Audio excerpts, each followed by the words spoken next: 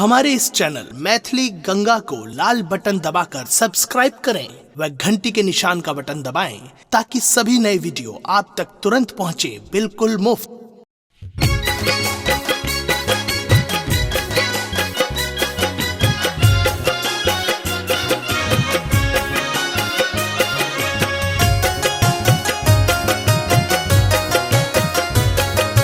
अपने सुन रहल छी गंगा कैसेट की प्रस्तुति।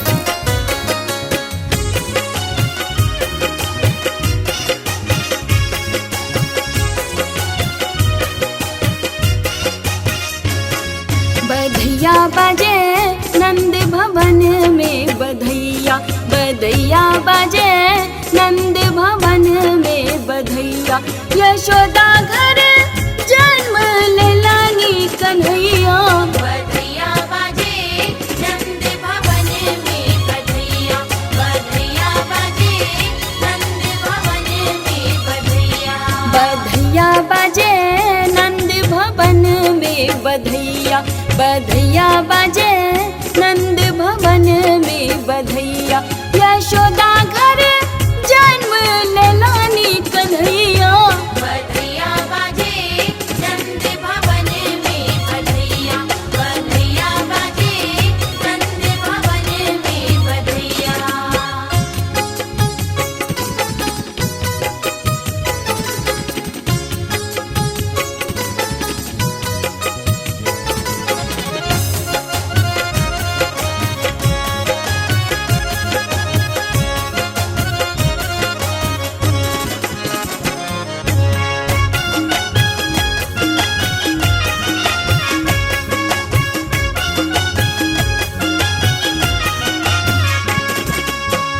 सब ग्वालिने अभी मूरत निहारे सब ग्वालिने अभी मूरत निहारे।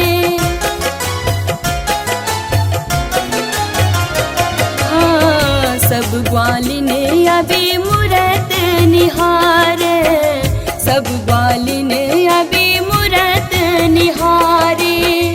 माखन मिश्री आदधी लाए आवे माखन मिश्री आदधी लाए आवे बिरी बिरी ले माँ बलैया बिरी बिरी ले माँ बलैया। बधैया बाजे नंद भवन में बधैया बधैया बाजे नंद भवन में बधैया।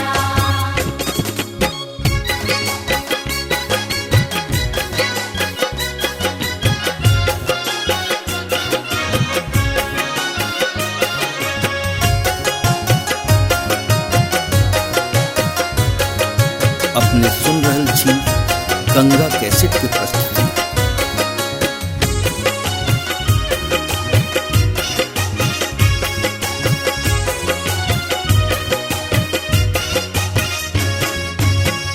तो न जनये किछो नंद के लाला श्याम बरन आनयन विशाला। है तो न जनये किछो नंद के लाला श्याम बरन आनयन विशाला।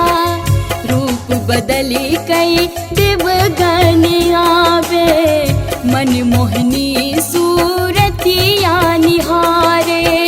भोला बनिए ला भिखरिया भोला बनिए ला भिखरिया।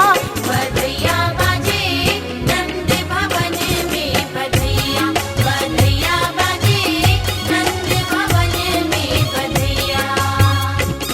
बधैया बाजे नंद भवन में बधैया बधैया बाजे नंद भवन में बधैया यशोदा घर जन्म लेलानी कन्हैया। बधैया बाजे नंद भवन में बधैया बधैया बाजे नंद भवन में बधैया बधैया बाजे नंद भवन में बधैया बधैया बाजे नंद भवन में बधैया। हमारे इस चैनल मैथिली गंगा को लाल बटन दबाकर सब्सक्राइब करें व घंटी के निशान का बटन दबाएं ताकि सभी नए वीडियो आप तक तुरंत पहुंचे बिल्कुल मुफ्त।